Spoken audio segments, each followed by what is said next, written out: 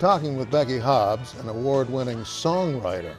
And what you're watching is the music video of one of her hit songs. And which one is that, Becky? Actually, this is one of the few that I didn't write. This is good. This is this is "Talk Back, Trembling Lips" that was written by John D. Loudermill, and the gentleman in the video with me is Ernie Ashworth, who had the first country hit of it, and then Johnny Tillotson Our had producer the came in and told me that was one that you wrote. Well, that's the only song that I've released as a single that I didn't write. I mean, you've recorded, people out there who've recorded your material include what? George Jones, Alabama, yeah. Alabama, Loretta Lynn, Glenn Campbell, Emmylou Harris, Wanda Jackson, Shirley Bassey, Helen Reddy, John Anderson, Janie Fricke, Lacey J. Dalton, Mo and Joe, Mo Bandy, Ken Mellons. So you've got gold and silver hanging on your wall at home, probably. I've got some. Some, don't give me that. And your husband's also in the business, isn't he? Oh, he is. He's a great guitar player.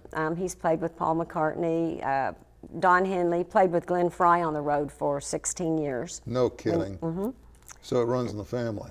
It runs in the family, and he's going to be playing in the orchestra for Nanyehi. No kidding. He'll be joining me as well as 5 other local musicians. Well, I bet security is going to be a nightmare for you guys. All right, I got to ask the question: the chicken and egg story.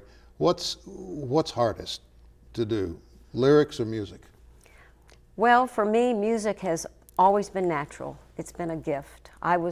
When I was 9, I had melodies going through my head, and I thought everybody did. Mm-hmm. So that's always come very easy for me.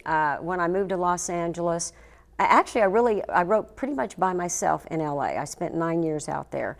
When I moved to Nashville, co-writing was the big deal. So when I would go co-write with someone, I would sit at the piano and I'd be the melody person, and then I'd write with a great lyricist like Don Goodman, mm-hmm. who I co-wrote Angels Among Us with and Jones on the Jukebox. And then from working with great lyricists, I got better as a lyricist myself. And I've really had to work hard at lyrics. You know, some come naturally, some come when the melody comes, and it just fits right in. And boy, that's when it's really good. It's really a gift. It's a really direct from the Creator. Mm-hmm. I feel that all songs are from the Creator. It's an intriguing thing to me when I look back over the years, the evolution of country music, and it's still evolving. It's still evolving, and I'm not quite sure that I like all of the evolutionary processes, because I still hearken back to a time when music was raw country. Yeah. You know, but some of it, and your material is a prime example, somehow seems to reach inside and grab the very soul of individuals who have absolutely no relationship with one another, but they all share a common thread. How do you manage to tap into that? I figure if it's true for me, it's true for others. Mm-hmm. So I try to keep it honest and simple.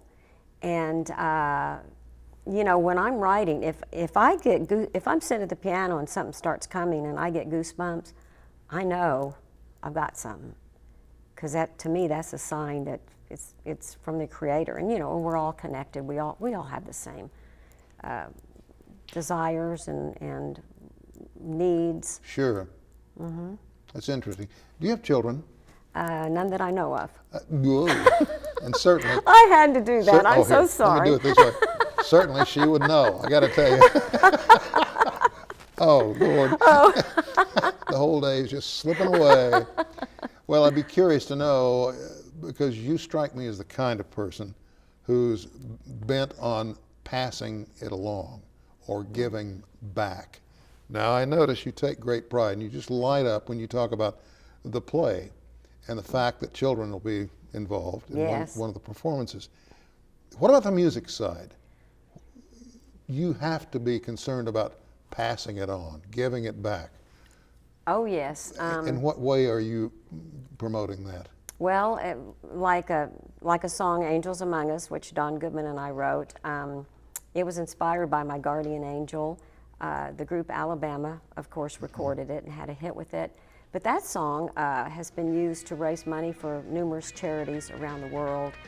You know, to me, that is just such a win-win. I get to do something I love, and I'm so grateful for the gift. And, you know, a gift doesn't mean anything if you don't share it with people.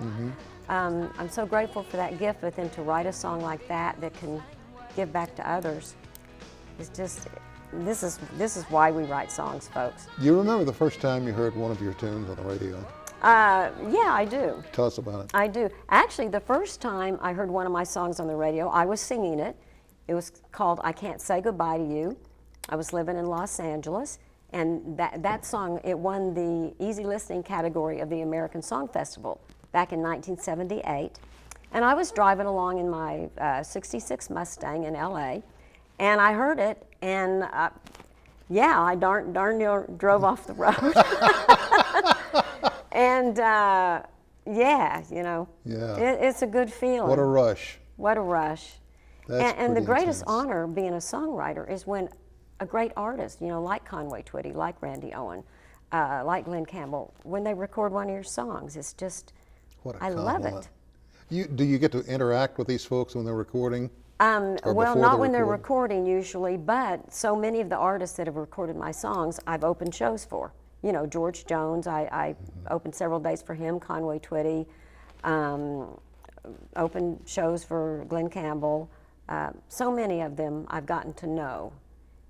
But you live what, in Nashville now? Yeah, I live in Nashville. I've been in Nashville for 34 years. All right. Given what you do and the talents that you possess, and I have to say, an open line of communication with the Creator, which you obviously have got. When you write, just the music side of it, do you work on a piano? Do you work on a guitar? How do you do it? Well, a lot of times they're in my head and they come, and then I'll go to the piano and I'll sit down and pick it out what I'm hearing. I've gotten to where I write in my head now a lot more because I've spent so much time driving back and forth to Nashville, to Tulsa, and to Tahlequah that I'm on I-40 a lot, and I'm writing songs in my head as I drive. But yeah, piano's my main instrument. I play a little bit of guitar and I play a little bit of accordion, but we won't talk about that. You know, there was a book that was kind of a cult hit many years ago, put out by a fellow whose pen name was William Least Heat Moon, and it was called Blue Highways. And in it, he traverses the blue highway that circled the continental United States in an old Ford Econoline van. Wow. And he kept a journal. I'll give you a quick example of his writings. He talked about the 5 Calendar Cafe. And this was pre-interstate. They were just starting to put the interstates together. But he talked about the 5 Calendar Cafe. If you went into an old cafe on one of the blue highways, you counted the calendars. That's the first thing you did. And if you just had one calendar on the wall, you turn around and get back in the car and go on to the next cafe. If you had 2 calendars, well, you might try the cheeseburger. 3 calendars, go ahead and get the blue light special. And right on up to 5, if you hit 5 calendars on the wall, you know how some of them would do? They'd have 2 or 3 funeral home calendars and whatnot, and they were all lined up. Chances are they had coffee cups with individual names on them, you know, for the regulars, and the gravy was homemade, and it was the ideal place to be. I suspect we're going to have to change the way we think about interstates because, you know, having done it, driving interstates is such a bore. You know, the music roads are something musical because so many tunes have been written on the interstate system in this country by so many writers, yourself included. Yes. Have you got anything on the drawing board right now? Oh, well, I do. I've got several in my head, and I haven't had time to finish them. And I've lived long enough to know that the really great songs, you don't really force them. Sometimes it takes, I call it takes festering time. It takes a while to fester up there. But yeah, I've got one going that I like. I've got 2 going right now that I'm excited about. So you keep notes? Yeah, I do keep notes, or I record it on my iPhone, and so I don't lose it. Got about a minute. If you had a chance to sit down with young folk classroom level, junior high through high school, and say you wanted to nurture their thoughts of becoming a writer, songwriter, music and lyrics, what would you say? Oh boy, I would say just do it. You know, the more you do it, if you are a songwriter, then nobody needs to tell you. You know it. Write. Just keep writing. Get your songs out there. If you play and sing, go to every songwriter night. Play for free. Play for family. And because the more you do it and hone your craft, the better you're going to get. Becky, we're out of time. Thank you so much for taking time to visit with us, and I wish your production all the success in the world. Well, thank you. We'll talk more, I hope, down the road. All right? That's Thanks all for the having me. time we have for this edition of Perspectives. We'll see you next week.